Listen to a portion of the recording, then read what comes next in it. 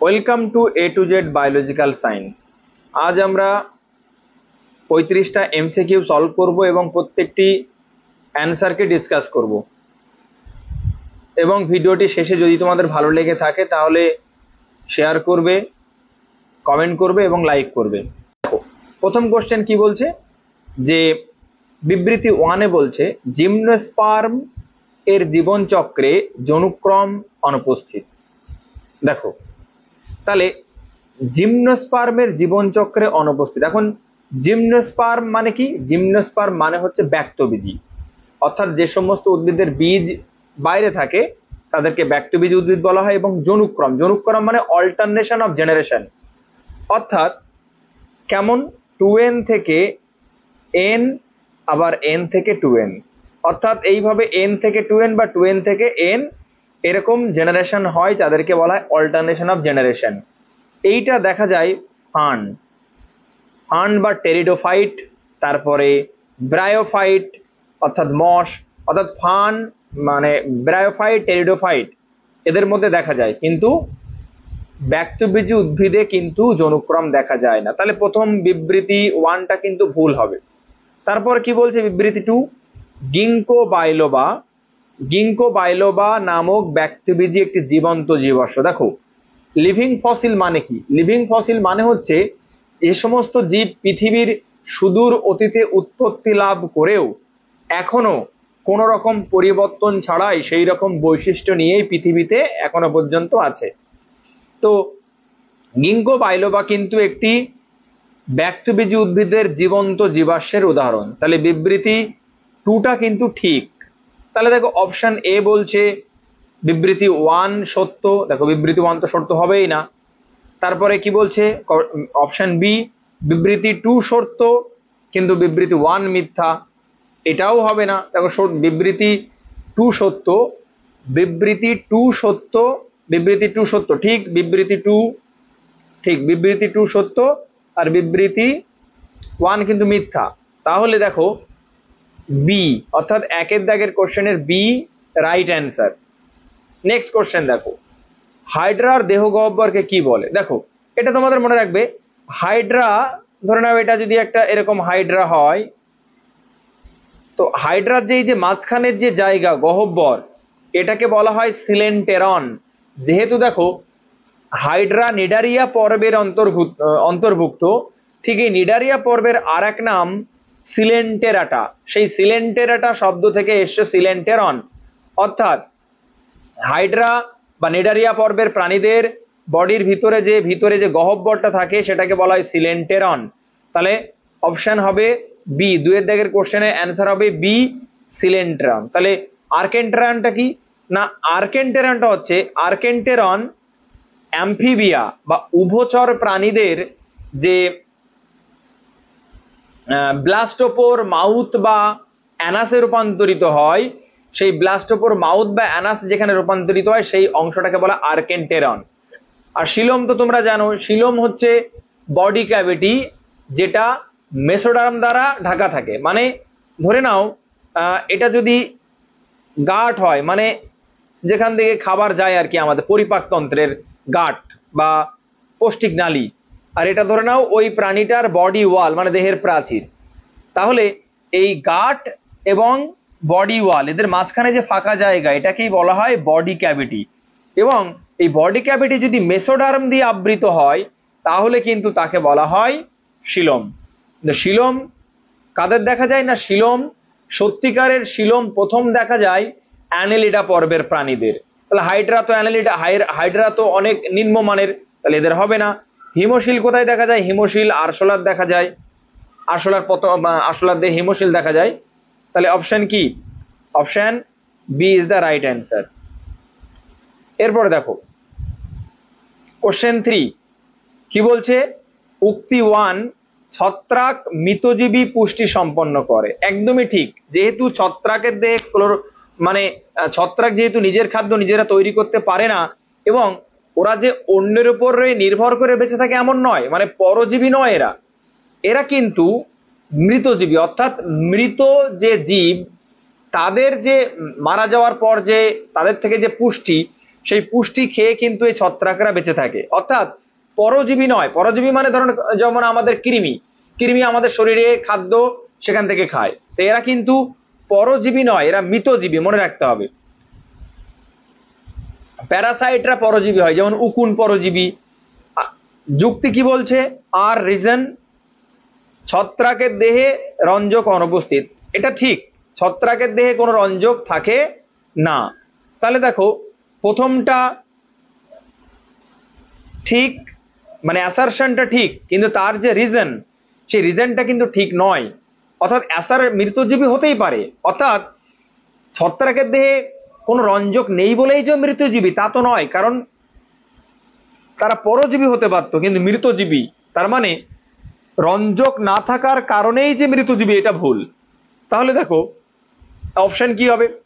উক্তি এ এবং যুক্তি আর উভয়ই ঠিক, এবং যুক্তি হলো উক্তিটি সঠিক ব্যাখ্যা। এই জায়গাটায় গন্ডগোল। উক্তি এ ও যুক্তি আর উভয় ঠিক, এর দুটো ঠিক, এটা তো ঠিক, কিন্তু যুক্তিটি উক্তিটি সঠিক ব্যাখ্যা এইটা ভুল। তারপরে কি বলছে? উক্তি এ ও যুক্তি আর উভয় ঠিক, কিন্তু উক্তিটির সঠিক ব্যাখ্যা নয়। এবার দেখো তাহলে কি হলো? তাহলে এটাও হবে না। এরপর দেখো বলছে উক্তি এ ঠিক কিন্তু যুক্তি আর সঠিক নয়, অর্থাৎ যুক্তিটা ওর পরিবর্তে সেটা সঠিক নয়। তাহলে সি হবে অ্যান্সার। 3 দাগের কোশ্চেনে সি হবে রাইট অ্যান্সার। তারপর দেখো কোন উদ্ভিদে গুটিকা যুক্ত মূল পাওয়া যায়? এই গুটিকা যুক্ত মূল বলতে কি বোঝানো হয়েছে? গুটিকা যুক্ত মূল বলতে রুট নডিউলস। নডিউলস মানে কি? ধরে নাও এটা একটা কোনো উদ্ভিদের মূল, সেই উদ্ভিদের মূলে যেমন ডাল জাতীয় বা তোমার শিম্বগোত্রীয় উদ্ভিদের মূলে এইরকম গোল গোল রুট নডিউল থাকে। এই রুট নডিউলের মধ্যে অ্যাকচুয়ালি কিছু ব্যাকটেরিয়া থাকে।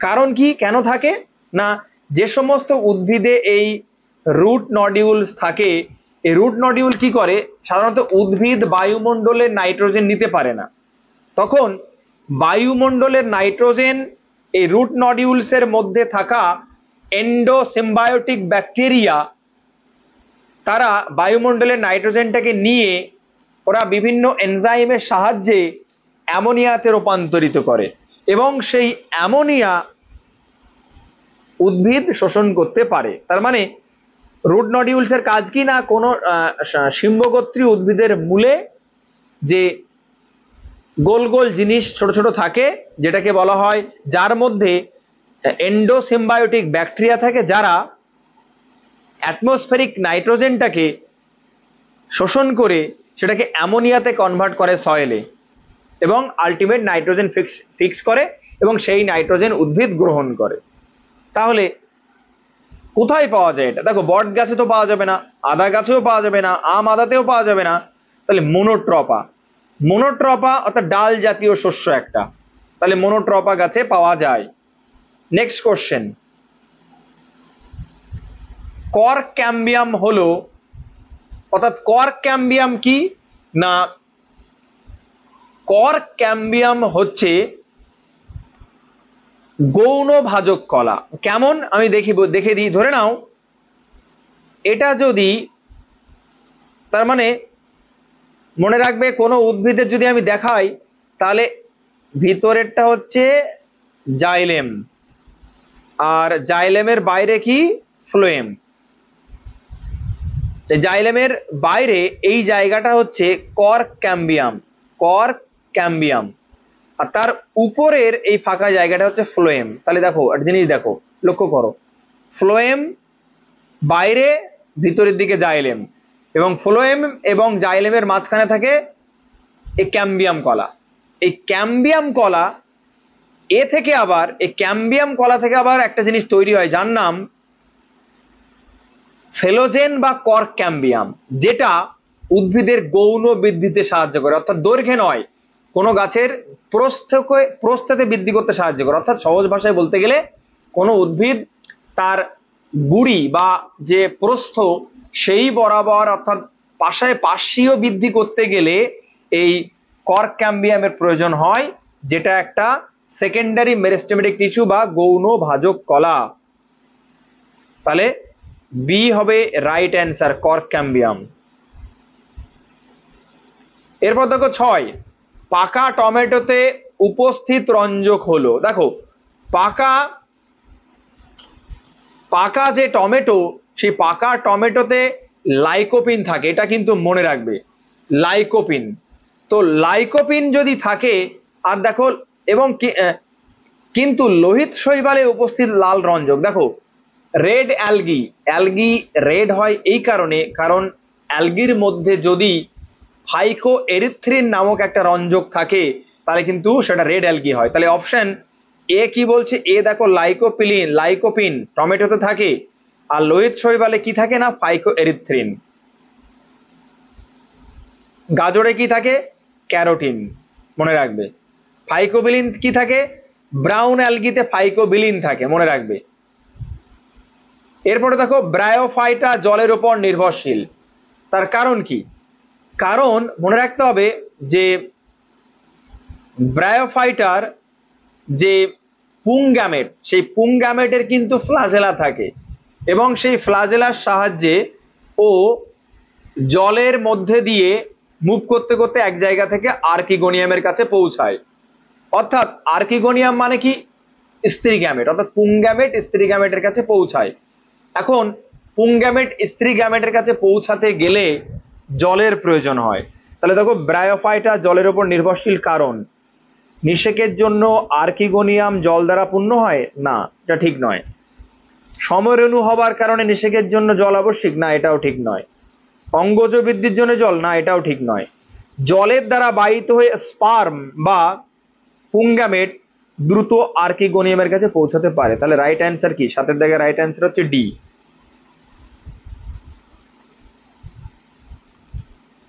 এরপর দেখো 8 দাগের কোশ্চেন কি বলছে।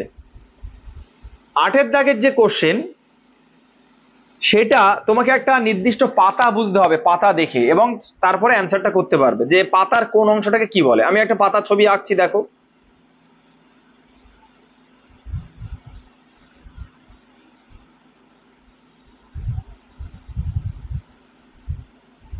দেখো তাহলে মনে রাখবে এটা হচ্ছে কাণ্ড। তাহলে কাণ্ডর যে জায়গা থেকে পাতাটা বার হয় সেটাকে বলা হয় বেস। কি বলা হয়, বেস।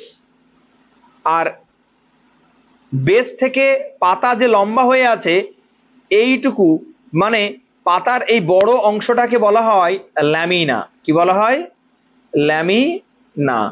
আর এই বেস এবং ল্যামিনার মাঝখানে যে সরু জায়গাটা থাকে পাতার, ওইটাকে বলা হয় পত্রবিন্তু বা পেটিওল, পত্রবিন্তু বা পেটিওল। আর এই ল্যামিনা মানে এর বাংলা হচ্ছে ফলক। আর এই নোড এই জায়গাটা হচ্ছে, তাহলে পাতা 3টে অংশ, একটা বেস, একটা পেটিওল আর একটা ল্যামিনা। এখন এই 3টে অংশের আলাদা আলাদা নাম আছে। বেসটা মানে কোনো পাতা কাণ্ডের যে অংশ থেকে তৈরি হচ্ছে সেটাকে বলে নোড। ওই নোডের ওই জায়গা থেকে যে পাতাটা তৈরি হয়েছে ওইটাকে বলে হাইপোপোডিয়াম। কি বলা হয়, হাইপোপোডিয়াম। তারপরে পেটিওলটা, যেহেতু দেখো পেটিওলটা ল্যামিনা এবং বেসের মাঝখানে, তাই এটাকে বলা হয় মেসোপোডিয়াম। কি বলা হয়, পেটিওলটাকে বলা হয় মেসোপোডিয়াম। আর ল্যামিনাটা কি বলা হয়, ল্যামিনাটাকে বলা হয় এপিপোডিয়াম। আর দেখো এই পাতার কিনারা যেখানে গিয়ে যুক্ত হচ্ছে সেই জায়গাটাকে বলে অ্যাপেক্স। তাহলে পাতার প্রথম অংশটার নাম কি, প্রথম অংশটা হচ্ছে হাইপোপোডিয়াম, বেস, মেসোপোডিয়াম, পেটিওল এই অংশটা, আর ল্যামিনা হচ্ছে এপিপোডিয়াম। তাহলে দেখো কি হবে অ্যান্সার না, বলছে কাণ্ড থেকে শুরু করে, মানে এই কাণ্ড থেকে পরপর পাতাটা কেমন সেটা বলতে হবে। তাহলে এটা হচ্ছে হাইপোপোডিয়াম, এটা হচ্ছে পেটিওল মানে মেসোপোডিয়াম, এটা, আর এটা হচ্ছে ল্যামিনা বা এপিপোডিয়াম, আর এটা হচ্ছে অ্যাপেক্স। তাহলে 2 প্রথমে হচ্ছে 2 হাইপোপোডিয়াম, প্রথমে হচ্ছে 2 নম্বরটা হাইপোপোডিয়াম, তারপর 3 নম্বর মেসোপোডিয়াম পেটিওল, তারপরে 1 এপিপোডিয়াম বা তোমার ল্যামিনা, আর 4 হচ্ছে অ্যাপেক্স। তাহলে 8 দাগের option C is the right answer. এবার দেখো ভালো একটা কোশ্চেন, ধরে নাও কোনো একটা ডিএনএতে, এটা একটা ডিএনএ ধরে নাও, এর মধ্যে টোটাল 100 বেস পেয়ার আছে। এর মধ্যে 4 গ্রাফের রুল অনুযায়ী যদি আমরা দেখি যে এ যে কটা থাকবে টিও সেই কটা থাকবে, জি যে কটা থাকবে সিও সেই কটা থাকবে, এটা আমরা জানি। এবার এখানে বলে দিচ্ছে যে অ্যাডেনিন যদি 20 হয় এবং থাইমিন যদি 10টা হয়, তাহলে দেখো টোটাল ডিএনএ এর মধ্যে 20টা কি অ্যাডেনিন আর 10টা থাইমিন, তাহলে 20 আর 10 কত 30, টোটাল বলেছে কত 100, তাহলে 30 যদি হয়ে যায় তাহলে এখনো বাকি আছে কটা 70টা। এইবার একটা জিনিস জানতে হবে যে টোটাল 100 বেস পেয়ার বলেছে, তার মধ্যে 20 অ্যাডেনিন, তার মধ্যে 20 অ্যাডেনিন আর থাইমিন হচ্ছে 10টা, তাহলে টোটাল হলো 30টা। তাহলে 100 থেকে যদি 30 মাইনাস করি তাহলে হয়ে গেল কি 70, অর্থাৎ 30টা কে কে না এ আর টি, তাহলে বাকিটা অবশ্যই কি জি অথবা সি। এবং আমরা জানি যে এ সবসময় টি এর সঙ্গে 2টি হাইড্রোজেন বন্ড, তার মানে এখানে কটি হাইড্রোজেন 2টি, আর জি এবং সি এর সঙ্গে কটি সবসময় 3টি হাইড্রোজেন বন্ড। তাহলে এখানে বলছে যে বিডিএনএ তে মোট হাইড্রোজেন বন্ধনের সংখ্যা কটা হবে, তাহলে দেখো টোটাল 30টা হচ্ছে এ অথবা টি, তাহলে এ অথবা টি যদি হয় এ অথবা টি, তাহলে তাদের মাঝখানে কি দুটো করে, টোটাল কটা আছে 30টা। তাহলে লক্ষ্য করো 30টা অ্যাডেনিন এবং থাইমিন মিলে 30টা, এবং এদের প্রত্যেকের মাঝখানে দুটো করে হাইড্রোজেন বন্ড থাকে, তাহলে টোটাল কটা হাইড্রোজেন বন্ড 60টা। আর এদিকে 70টা জি অথবা সি, তাদের মধ্যে কটা করে বন্ড থাকে 3টে হাইড্রোজেন বন্ড, তাহলে 300 221 210, আর 210 আর 60 কত 270, তাহলে টোটাল হাইড্রোজেন বন্ড কত 270। কোশ্চেন 9 এ হচ্ছে এ অ্যান্সার। তারপর দেখো ক্রসিং ওভার একটি উৎসেচক নির্ভর প্রক্রিয়া, এটা একদমই ঠিক, কারণ ক্রসিং ওভার কি না দুটি নন সিস্টার, ভালো করে শুনবে, দুটি নন সিস্টার ক্রোমাটিডের মধ্যে, অর্থাৎ এর মধ্যে আর এর মধ্যে নন সিস্টার ক্রোমাটিডের মধ্যে খণ্ড বিনিময়কে ক্রসিং ওভার, এবং এই ক্রসিং ওভারে হেল্প করে যে এনজাইম তার নাম রিকম্বিনেজ, তাহলে এটা হচ্ছে রিকম্বিনেজ বা এনজাইম নির্ভর একটা প্রক্রিয়া। বিবৃতি 2 ক্রসিং 10 দাগের কোশ্চেন, ক্রসিং ওভার কেবল সিস্টার ক্রোমাটিনের মধ্যে ঘটে, এটা তো একদমই ভুল, তাহলে প্রথমটা ঠিক। তাহলে দেখো বিবৃতি 1 ঠিক আর বিবৃতি 2 মিথ্যা, কোনটা আছে দেখো, বিবৃতি 1 সত্য, বিবৃতি 2 মিথ্যা, অর্থাৎ সি 10 দাগের C is the right answer.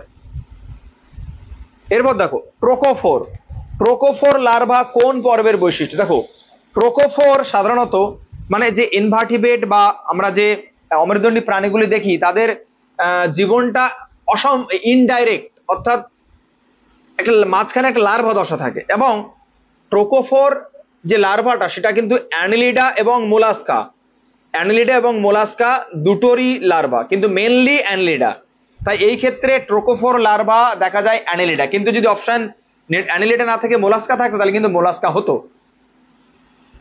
তাহলে ট্রোকোফোর লার্ভা কোন পর্বের না মোলাস্কা, এই অ্যানিলিডা। এবার আমি যদি নিডারিয়া পর্বের একটা লার্ভার নাম বলি, নিডারিয়া পর্বের একটা লার্ভার নাম কি প্লানুলা, কি নাম প্লানুলা। যদি বলি আর্থ্রোপোডা, আর্থ্রোপোডা জইয়া, ন্যাপলিয়াস, এগুলো সব এক একটা লার্ভার নাম, মনে থাকে যেন, এগুলো ইম্পর্টেন্ট। এরপরে কি বলছে 12 দাগের কোশ্চেন, এটা ইম্পর্টেন্ট কোশ্চেন, বলছে প্রতিযোগিতামূলক উৎসেচক প্রতিরোধক, মানে তোমরা এনজাইম ইনহিবিশন পড়েছো, সেখানে কি হয় না ধরে নাও একটা এনজাইম যদি হয় তাহলে এনজাইমের একটা অ্যাক্টিভ সাইট, অ্যাক্টিভ সাইটে কে এসে বাইন্ড করে সাবস্ট্রেট, আর এরকম অ্যাক্টিভ সাইট ছাড়া আরো একটা জায়গা থাকে, সেই জায়গাটা কে এসে বাইন্ড করে মডুলেটর, মডুলেটর মানে ইনহিবিটর হতে পারে বা সেটা এক্সেলেটর হতে পারে, মানে এই মডুলেটরটা এমন হতে পারে যে এইটা উৎসেচকের অ্যাক্টিভ সাইট ছাড়া অন্য জায়গায় বাইন্ড করার পরে বিক্রিয়ার গতি বাড়াতেও পারে কমাতেও পারে। এখন একটা লক্ষ্য করো যদি একই সঙ্গে সাবস্ট্রেট এবং একই সঙ্গে ইনহিবিটর বা প্রতিরোধক দেওয়া হয়, তাহলে কিন্তু এই সাবস্ট্রেট এবং ইনহিবিটর এরা একে অপরের কম্পিটিশন করবে এই অ্যাক্টিভ সাইটে বাইন্ড করার জন্য। এখন যদি বাইন্ড করে তাহলে কি হবে?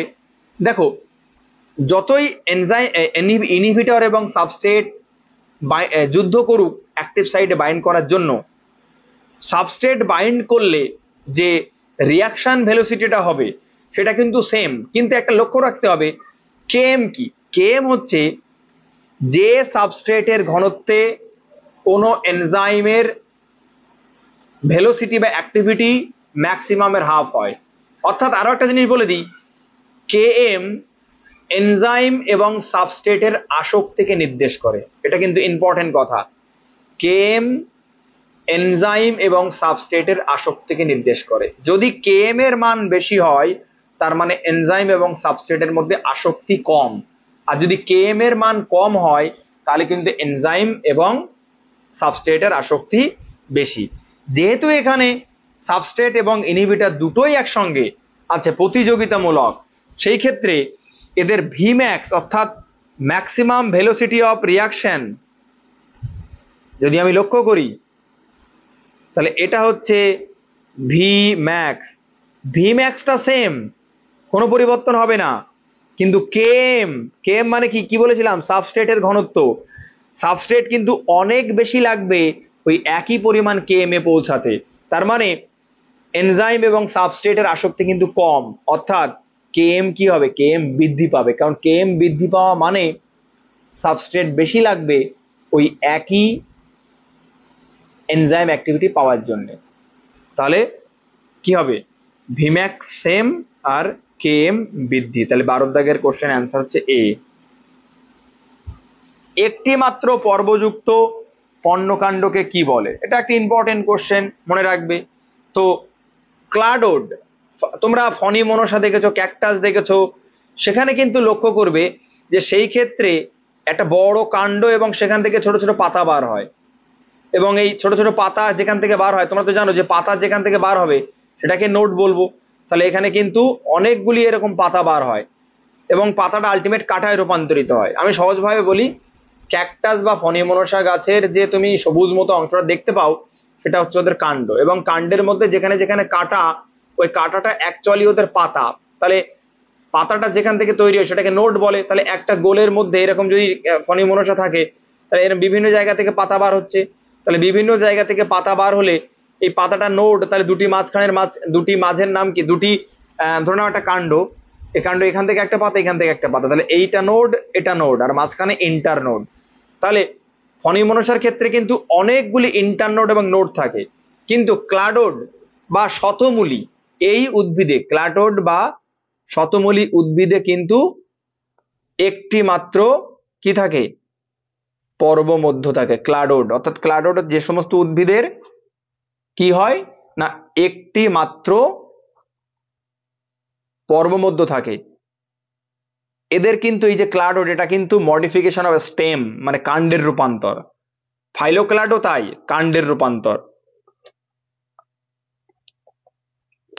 এরপরে দেখো, এরপর কি বলছে? ব্যাঙের সুষুম্না স্নায়ুর সংখ্যা। তো দেখো, এটা মনে রাখবে, ব্যাঙের সুষুম্না এবং করটি দুটো স্নায়ুর সংখ্যাই কিন্তু 10 পেয়ার, 10 জোড়া করে, কিন্তু মানুষের ক্ষেত্রে এটা কিন্তু আলাদা।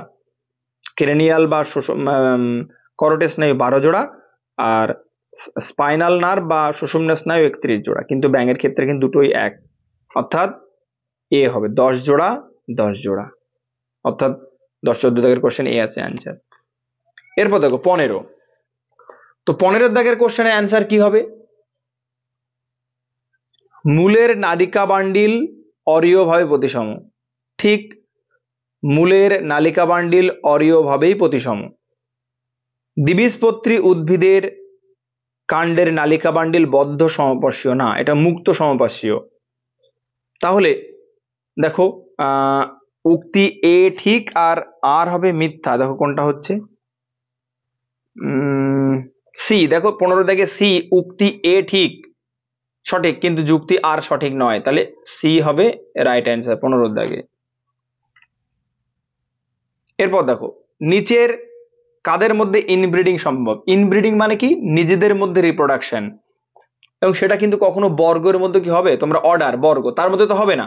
গোত্র, ফ্যামিলি, তার মধ্যে হবে না। গণের মধ্যে হবে না। কিন্তু প্রজাতি। কেন না? প্রজাতি হচ্ছে আমরা, অর্থাৎ তোমার ট্যাক্সোনমির সব থেকে ক্ষুদ্রতম একক হচ্ছে প্রজাতি। কারণ প্রজাতি, আমাদের মধ্যে আবার বিভিন্ন রকম প্রজাতি আছে, গরুর মধ্যে অনেক রকম প্রজাতি আছে, তাদের মধ্যে বিবাহ বা তাদের মধ্যে মেটিং সম্ভব। সেই জন্য ইনব্রিডিং কাদের মধ্যে? ইনব্রিডিং মানে ভিতরে এদের নির্দিষ্ট প্রজাতির মধ্যে যে রিপ্রোডাকশন, সেটাকে ইনব্রিডিং বলা হয়। তাহলে ইনব্রিডিং 16 দাগের answer D. D is the right answer. এরপর দেখো 17 দাগের কোশ্চেন কি বলছে। 17 কি বলছে যে বিবৃতি 1 সায়ানোব্যাকটেরিয়ার গ্যাস ভ্যাকুয়াল থাকে না। ভুল এটা। কারণ সায়ানোব্যাকটেরিয়ার দেহে কিন্তু গ্যাস ভ্যাকুয়াল থাকে, এটা কিন্তু মনে রাখতে হবে। অর্থাৎ তাহলে এটা কি হবে? ফলস হবে। ফলস মানে থাকে তো, কিন্তু কেন বলছে থাকে না? সায়ানোব্যাকটেরিয়ার রাইবোজোম 70S, ট্রু, এটা ঠিক। সায়ানোব্যাকটেরিয়ার কোষ প্রাচীরে কাইটিন নির্মিত, এটা ভুল। কাইটিন ফাঙ্গাস বা ছত্রাকে থাকে। সায়ানোব্যাকটেরিয়া রঞ্জক পদার্থবিহীন, এটাও কি? এটাও কিন্তু ভুল। রঞ্জক পদার্থবিহীন, কারণ সায়ানোব্যাকটেরিয়ার দেহে কিন্তু রঞ্জক থাকে, সেই জন্য তো সায়ানোব্যাকটেরিয়া সালোক সংশ্লেষ সম্পন্ন করতে পারে। তাহলে প্রথমটা ঠিক, প্রথমটা ভুল, পরেরটা ঠিক, পরের দুটো আবার ভুল। তাহলে দেখো অপশন বি কি বলছে। বি দেখো বলছে বিবৃতি 1 ফলস, বিবৃতি 2 ঠিক, বিবৃতি 3 ফলস, বিবৃতি 3 ফলস, অর্থাৎ FT FF। তাহলে 17 দাগের বি হচ্ছে রাইট অ্যান্সার। এরপর দেখো 18 দাগের কোশ্চেন কি বলছে। 18 দাগের কোশ্চেন, এটা তোমরা সবাই জানো যে কোনটা কোনটা পিউরিন, অর্থাৎ এ আর জি হচ্ছে পিউরিন, আর টি এবং সি কি? পিরিমিডিন। তাহলে আমি প্রথমে পিউরিনটা জেনে নিই। পিউরিন, পিউরিন কে কে হবে? অ্যাডেনিন পিউরিন হবে, আর বাকি তো হবে না। আর হিস্টিডিন একটা amino acid, thymine, pyrimidine, uracil, RNA। তাহলে দেখো একের সি কোনটাতে আছে? একের সি বি সি ডি তিনটেতেই আছে। 2 এর ডি, দেখো 2 এর ডি কোনটাতে আছে? বি আর ডি, তার মানে এই দুটোর মধ্যে যে কোনো একটা হবে। তারপর থাইমিন এ মানে 3A, দেখো 3A একটাতে আছে, তাহলে B is the right answer. 18 দাগের B is the right answer. জবার উপপত্রের প্রকৃতি হলো, তো জবার যে উপপত্র তার যে প্রকৃতি সেটা কিন্তু মুক্তপার্শ্বীয়। মানে মানে ধরে নাও এরকম একটা পাতা, জবার পাতা, তাহলে এই জায়গাটায় উপপত্র থাকে, উপপত্র। এই উপপত্রটা মুক্ত সমপার্শ্বীয়, মানে এইদিকেও এইদিকেও মুক্ত সমপার্শ্বীয়। তাহলে জবার উপপত্র কি? মুক্ত পার্শ্বীয়, দুই পাশে মুক্ত পার্শ্বীয়। এরপরে দেখো 20, বিবৃতি 1 স্নায়ু কোষের সেল টার্নওভার 0, বিবৃতি 2 ত্বকের কোষের সেল টার্নওভার অনেক বেশি। দেখো এখন এটা একটা নিউ টার্ম। সেল টার্নওভার মানে কি? সেল টার্নওভার মানে যে সমস্ত কোষ, মানে ধরো স্কিন, আমাদের ধরো কোনো কারণে স্কিন যদি মানে নষ্ট হয়ে যায় বা কোনো কারণে ঘা হয় বা কেটে যায়, সেই স্কিনটা কিন্তু নষ্ট হয়ে নতুন করে আবার স্কিন তৈরি হয়। তো যেহেতু স্কিনের এরকম রিজেনারেশন প্রপার্টি বা নষ্ট হয়ে যাওয়ার পর পুনরায় আবার নতুন করে তৈরি হওয়ার ক্ষমতা আছে, তো যাদের থাকে তাদেরকে বলা হয় সেল টার্নওভার। এখন দেখো স্কিন যদি কোনো কারণে নষ্ট হয়, তাহলে সেই জায়গায় স্কিন আবার নতুন করে তৈরি হয়, তাহলে সেই ক্ষেত্রে সেল টার্নওভার থাকবে। কিন্তু তোমরা জানো যে স্নায়ুকোষ কোনো বিভাজিতই হতে পারে না, তাই স্নায়ুকোষের সেল টার্নওভার কত? 0। তাহলে cell turnover means skin regeneration, অর্থাৎ ন্যাচারাল প্রসেসের যে outer epidermis replace by the new cell অর্থাৎ নতুন স্কিনের সেল দ্বারা পুরনো স্কিনের সেল যদি রিপ্লেস হয় তাহলে এই ঘটনাকে বলা হয় সেল টার্নওভার। তো স্কিনের তো অনেক বেশি, স্নায়ুকোষ বিভাজিত হতে পারে না, তাহলে বিবৃতি 1 একদমই ভুল আর বিবৃতি 2 ঠিক। তাহলে দেখো বিবৃতি 1 ভুল, আর অর্থাৎ আর বিবৃতি 2 সত্য। দেখো তাহলে বি 20 বি, বিবৃতি 2 সত্য, বিবৃতি 2 সত্য, কিন্তু বিবৃতি 1 কি মিথ্যা। 20 B is the right answer. তাহলে দেখো বিবৃতি 1 এবং বিবৃতি দেখো সরি স্নায়ুকোষের সেল টার্নওভার 0 এটা ঠিক, ত্বকের এটাও ঠিক। তাহলে অপশন কি হবে না ডি হবে, রাইট অ্যান্সার ডি হবে, ডি, কারণ দুটোই তো সত্য, এটা হবে না, সরি অপশন ডি হবে, দুটোই সত্য। এরপরে দেখো এটা কিন্তু অনেক বিভিন্ন 21 দাগের কোশ্চেনটা বিভিন্ন অ্যালগি, এটা তো অ্যালগিগুলি কেমন যদি আমি বলি যে বিভিন্ন টাইপের অ্যালগি এখানে আছে, সে অ্যালগিগুলি কি কি না প্রথমে দেখা হচ্ছে হলো ক্রাইসোফাইটা। ক্রাইসোফাইটা মানে গোল্ডেন অ্যালগির কথা বোঝানো হয়েছে।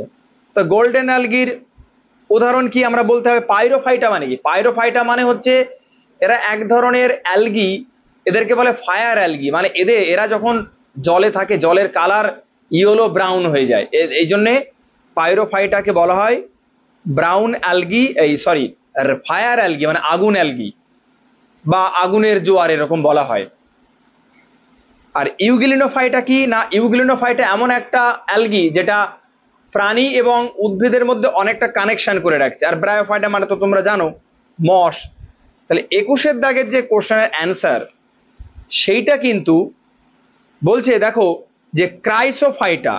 তো ক্রাইসোফাইটার উদাহরণ কিন্তু সাইক্লোটেলা, ক্রাইসোফাইটা কি সাইক্লোটেলা। আর পাইরোফাইটা এর উদাহরণ হচ্ছে নকটি লিউকা, অর্থাৎ এরা ফায়ার অ্যালগি, ফায়ার অ্যালগি। তাহলে দেখে এই দুটো মিলে গেল, 1 ডি আর 2 এর, দেখো আর কোথায় আছে 1 ডি 2 এর, তাহলে এটাই হবে রাইট অ্যান্সার, 1 ডি আর 2 এর, বাকিটা তোমরা মিলিয়ে নিও। 22 দাগের কোশ্চেন কি বলছে দেখো, কোনটি সমরূপ বহু শর্করা। বহু শর্করা মানে কি, অনেকগুলি মোনোস্যাকারাইড। তো তুমি যদি দেখো লক্ষ্য করো গ্লুকোজ একটা সিঙ্গেল মোনোস্যাকারাইড, কিন্তু এখানে দেখো বলেছে বহু শর্করা মানে পলিস্যাকারাইডের কথা বলছে। তাহলে গ্লুকোজ মোনোস্যাকারাইড হবে না, ফ্রুক্টোজও মোনোস্যাকারাইড হবে না, গ্যালাক্টোজও মোনোস্যাকারাইড হবে না। তাহলে শ্বেতসার হচ্ছে অনেকগুলো গ্লুকোজের সংমিশ্রণে তৈরি উদ্ভিদ দেহে সঞ্চিত খাদ্য শ্বেতসার। তাহলে 22 দাগের ডি হবে রাইট অ্যান্সার। এদের মধ্যে কোনটি সহবাসী উদ্ভিদ। সহবাসী মানে কি, যে সমস্ত উদ্ভিদ অন্যের উপর নির্ভর করে বেড়ে উঠতে পারে, যেমন বা অন্য কিছুর উপর নির্ভর করে, যেমন কুমড়ো। তো কুমড়ো তো বিভিন্ন গাছের উপর নির্ভর করে আমরা মাচান দিই বা সেখান থেকে একটা জায়গা দিই, সেখান থেকে কুমড়ো গাছটা উপরে উঠে যায় তার আকর্ষ দিয়ে। তাহলে সহবাসী উদ্ভিদের নাম কি, কুমড়ো। 23 দাগের অ্যান্সার হচ্ছে কি এ। এটা একটা ইম্পর্টেন্ট কোশ্চেন। 24 দাগের কোশ্চেন, আগেই আমি বলে দিই যে কি কি, তাহলে বুঝতে পারবে। প্রথমে আমি বলে দিই যে সিলোমটা কি। সিলোম হচ্ছে বডি ক্যাভিটি মানে দেহগহ্বর, যেটা মেসোডাম দ্বারা আবৃত। অর্থাৎ যে সমস্ত প্রাণীদের বডি ক্যাভিটি বা দেহগহ্বর মেসোডাম দ্বারা আবৃত তাদেরকে বলা হয় সিলোম। অর্থাৎ এই সিলোম যাদের থাকে সেই সমস্ত প্রাণীদেরকে বলা হয় সিলোমেট অ্যানিমাল। কিছু কিছু প্রাণী আছে যাদের সিলোম বা দেহগহ্বর থাকে না, তাদেরকে বলে অ্যাসিলোমেট। আর কিছু প্রাণী আছে যাদের মধ্যে সিলোমের মতো হলেও ট্রু সিলোম নয়, সত্যিকারের সিলোম নয়, ছদ্ম সিলোম থাকে। তা কারা, এটা মনে রাখতে হবে যে ফিতাকৃমি, ফিতাকৃমিতে কিন্তু সিলোম দেখা যায় না, মানে ওরা অ্যাসিলোমেট। অ্যাসকারিস মানে গোল কৃমি, এই গোল কৃমির দেহে কিন্তু সত্যিকারের সিলোম দেখা যায় না, কিন্তু ছদ্ম সিলোম দেখা যায়। আর অ্যানেলিডা পর্বের প্রাণীদের কিন্তু সত্যিকারের সিলোম দেখা যায়। তাহলে আমাকে লক্ষ্য রাখতে হবে, ছবি দেখে বুঝতে হবে। এই ভিতরেরটা মনে রাখবে, ভিতরেরটা এই জায়গাটা হচ্ছে গাট, আর এই যে মাঝখানে ফাঁকা জায়গা এটাই হচ্ছে সিলোম। অর্থাৎ আর বাইরে এই যে হলুদ মতো দেখতে পাচ্ছ এটা মেসোডাম। তাহলে দেখো body cavity lined by mesoderm, অর্থাৎ মেসোডাম দিয়ে ঢাকা। তাহলে এইটা হবে ট্রু সিলোম,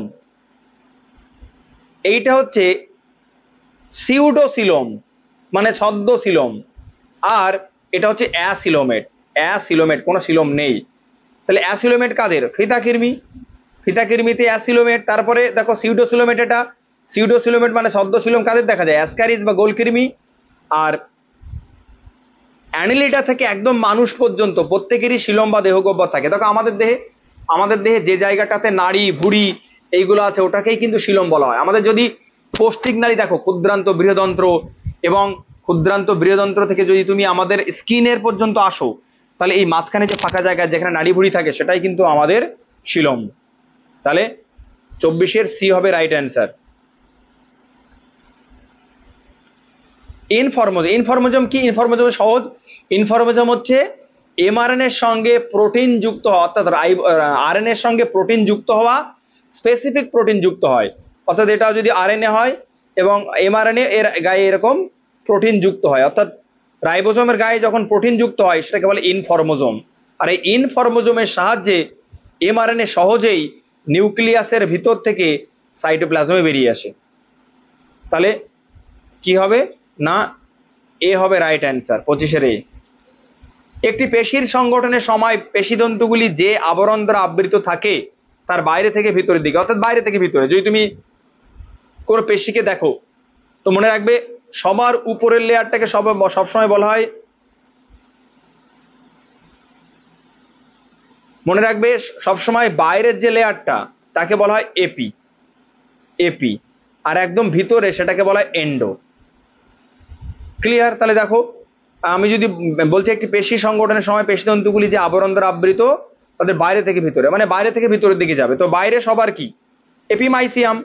দেখো কোথায় কোথায় এপিমাইসিয়াম আছে, দেখো এপিমাইসিয়াম, আর একদম ভিতরেটা সবসময় কি? এন্ডোমাইসিয়াম। তাহলে দেখো কোথায় আছে এপিমাইসিয়াম, পেরিমাইসিয়াম, এন্ডোমাইসিয়াম। একদম ভিতরে এন্ডোমাইসিয়াম, বাইরে থেকে ভিতরের দিকে যাচ্ছি, এপি পেরি এন্ডো।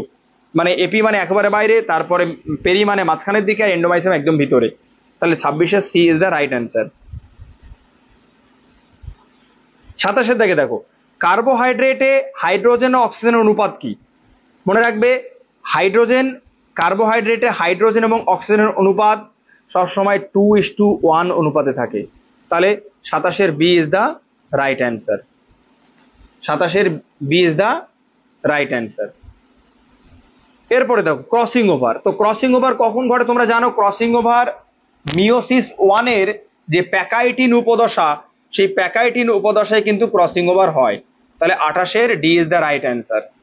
আর ডিপ্লোটিন, এই জাইগোটিনে কি? জাইগোটিনে হচ্ছে তোমার জোড় বাঁধে, মানে সাইনাপসিস ঘটে আর কি, তারপরে ক্রসিং ওভার হয় প্যাকাইটিনে। তাহলে 28-এর C is the right answer. এরপরে দেখো ফেলোজেনের সক্রিয় বিভাজনের দরুন বাইরের দিকে এবং ভিতরের দিকে কি গঠিত হয়? এটা ইম্পর্টেন্ট। ফেলোজেন মানে হচ্ছে কর্ক ক্যাম্বিয়াম। এই কর্ক ক্যাম্বিয়াম উদ্ভিদের গৌণ বৃদ্ধিতে সাহায্য করে। তো ধরে নাও এটা যদি কর্ক ক্যাম্বিয়াম হয় তাহলে এ ভিতরের দিকে বৃদ্ধি পায় আর বাইরের দিকে বৃদ্ধি পায়। কর্ক ক্যাম্বিয়াম বা ফেলোজেন যখন বাইরের দিকে বৃদ্ধি পায় সেই ঘটনাকে বলা হয় ফেলেম। কি বলা হয়? ফেলেম। ওই একই ফেলোজেন বা কর্ক ক্যাম্বিয়াম যখন ভিতরের দিকে বৃদ্ধি পেতে শুরু করে তখন তাকে বলা হয় ফেলোডার্ম। তার মানে বাইরের দিকে ফেলেম আর ভিতরের দিকে ফেলোডার্ম। কে না? ফেলোজেন বা কর্ক ক্যাম্বিয়াম গৌণ বৃদ্ধির সময়, উদ্ভিদের প্রস্থে বা কাণ্ডের প্রস্থে বৃদ্ধির সময় ভিতরে এবং বাইরের দিকে বৃদ্ধি করে। ভিতরের দিকে বৃদ্ধি করলে সেটা ফেলোডার্ম, আর বাইরের থেকে ফেলেম। তাহলে 29-এর দাগের কোশ্চেনের অ্যান্সার কি? না, B is the right answer. B, very very important question. এরপরে দেখো 30-এর দাগে কি বলছে? Inclusion bodies. তো ইনক্লুশন বডিজ মানে কি? ইনক্লুশন বডিজ বিশেষ করে ব্যাকটেরিয়া, তাদের দেহে এই ইনক্লুশন বডি থাকে যেটি ব্যাকটেরিয়ার দেহে বিভিন্ন প্রোটিন দিয়ে আর কি তৈরি, এবং যার প্রধান কাজ স্টোর বা খাবার সঞ্চয় করে রাখা। এবং মনে রাখবে, ব্যাকটেরিয়া তার ইনক্লুশন বডিজের মধ্যে কার্বোহাইড্রেট মানে গ্লুকোজকে গ্লাইকোজেন রূপে সঞ্চিত করে রাখতে পারে। তার মানে যদি আমি বলি যে এটি খাদ্য সঞ্চয়ের স্থান, ঠিক, কারণ এটি গ্লাইকোজেনকে সঞ্চিত করে রাখে, তাহলে এটা ঠিক। কোনটি সঠিক নয় বলেছে? এরা সাইটোপ্লাজমে মুক্ত হবে, একদম ঠিক। কোষে ব্যাকটেরিয়ার সাইটোপ্লাজমে ইনক্লুশন বডিজ ওপেনলি সাইটোপ্লাজমের মধ্যে ঘুরতে থাকে, এবং মনে রাখবে সাইটোপ্লাজমের মধ্যে যখন ঘুরবে এই যে ছোট ছোট গোল গোল, এই গোল গোল যে ইনক্লুশন বডিজ, এর কিন্তু কোনো পর্দা থাকে না। ভেরি ভেরি ইম্পর্টেন্ট, পর্দা থাকে না, পর্দা থাকে না। তাহলে কি বলছে? এরা সাইটোপ্লাজমে মুক্তভাবে থাকে, ঠিক, একদম মুক্তভাবে থাকে। এরা কেবলমাত্র প্রোক্যারিওটিক, ঠিক, কারণ ব্যাকটেরিয়া দিয়ে পাওয়া যায়। বি কি বলছে? এটি একক পর্দা, না, কোনো পর্দা থাকে না।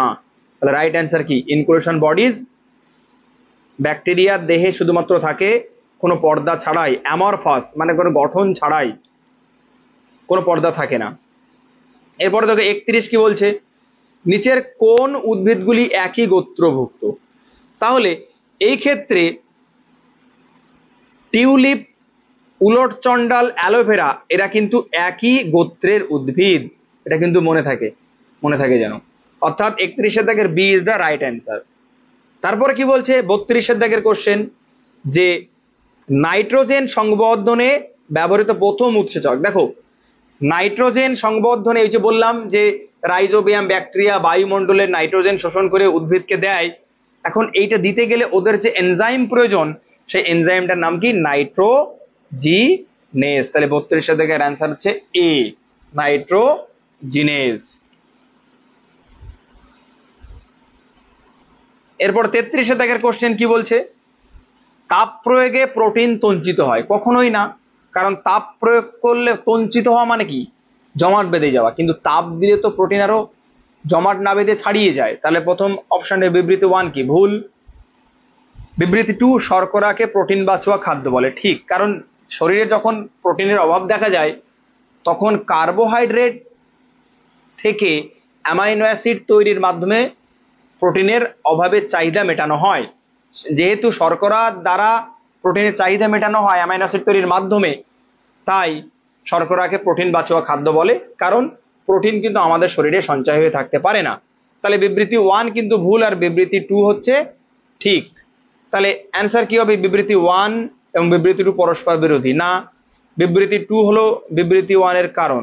না, কোনো সম্পর্ক নেই। বিবৃতি 1 সত্য না, বিবৃতি 1 কখনো সত্য হতে হবে, তাহলে অপশন ডি বেঁচে আছে শুধুমাত্র। বিবৃতি 1, বিবৃতি 2 এরা সত্য কিন্তু পরস্পরের সাথে সম্পর্কিত নয়। মিথ্যা তো বলেনি, এটা সত্য, তার মানে পরস্পরের সাথে সম্পর্কিত নয়। তার মানে আমি তাপ প্রয়োগে প্রোটিন পাচিত তঞ্চিত হবে কি হবে না, তার সঙ্গে প্রোটিন বাঁচুয়া খাদ্যের তো কোনো সম্পর্ক নেই। এরপর দেখো 34 দাগ কি বলছে? তোমার মুখবিবরে অন্তর্গাত্রের কিছু অংশকে নির্দিষ্ট পদ্ধতিতে স্লাইডে দেখলে, তাহলে আমার প্র্যাকটিক্যাল করতেই পারি সহজে। দেখা যাবে সুস্পষ্ট নিউক্লিয়াস ছাড়া আর কিছু স্পষ্ট বোঝা গেল না। তোমার শিক্ষক মহাশয় তোমাকে জানালেন এই রকম কোষ দ্বারাই রক্তবাহের অন্তর্গাত্র সজ্জিত হয়, এটি কোন কলা? তো তোমরা এটা জানো যে রক্তবাহ, আমাদের যে রক্তবাহ তার যে এপিথেলিয়াল সেল, সেই এপিথেলিয়াল সেল কিন্তু আয়সাকার আবরণী, অর্থাৎ আয়সাকারের মতো দেখতে, আঁশের মতো পাতলা একদম, যেহেতু ওখান দিয়ে পাস হয় রক্ত, মানে বিভিন্ন গ্যাসীয় আদান প্রদান হয়, ক্যাপিলারিতে থাকে, রক্ত জালকে থাকে, তাহলে আয়সাকার is the B is the right answer 34-এর। এরপর দেখো 35 দাগের কোশ্চেনের কি বলছে? যে দেখো আমরা কোনগুলো জানি এগুলো জেনে নাও। যে লাইকোপিন কিছুক্ষণ আগেই আমি বলেছি কোথায় থাকে? পাকা লাইকোপিন কোথায়? পাকা টমেটো। লাইকোপিন কোথায়? পাকা টমেটো। দেখো তাহলে 3-এর এ দেখো, 3-এর ডি হবে না, 3-এর বি হবে না, 3-এর বি হবে না, 3-এর এ, দেখো একটাই অ্যান্সার, 3-এর এ এক জায়গায়, অর্থাৎ C is the right answer. তার মানে কি মিলিয়ে দেখো এ ক্যারোটিনোপ্লাস্ট, তো ক্যারোটিনোপ্লাস্ট কি বলছে? 1-এর বি, দেখো গাজরে ক্যারোটিন থাকে। তারপরে কি বলছে? 2-এর ডি ফিওপ্লাস্ট, তো ফিওপ্লাস্ট মানে তো বাদামি অ্যালগি। আর পাকা কলার খোসায় কি থাকে? না জ্যান্থোপ্লাস্ট। পাকা কলা যেহেতু হলুদ, আর হলুদের জন্য দায়ী জ্যান্থোফিল, তাই জ্যান্থোপ্লাস্ট। লাইকোপিন পাকা টমেটো।